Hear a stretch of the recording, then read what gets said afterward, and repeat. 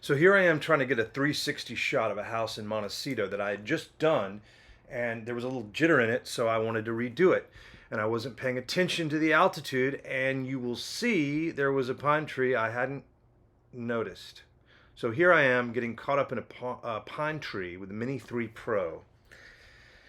Yeah, and I was pissed off, as you can imagine. And I didn't. So here's a quick tip: go to find my drone, turn on the flashing lights and the beeping noise, and leave it on. Otherwise, like me, I turned it off to try to save batteries, and the whole drone automatically turned off. And there's no way to remotely turn it back on once you do that. So keep the beeps going and the flashing going, because it doesn't matter if you have a full battery in a tree, it's useless to you.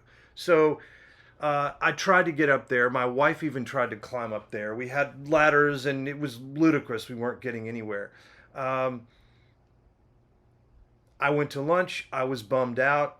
I was also bummed out at myself for being bummed out because I was on vacation and thinking about a drone, and I, had an existential conundrum there. But I decided to be positive and imagine it being presented to me on the ground perfectly by the California breeze.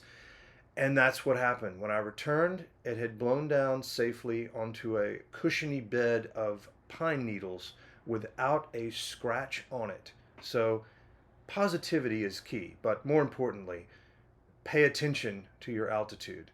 This is a case for omnidirectional sensors for anyone like me who, might get a little carried away with their creative side shots. Lesson learned.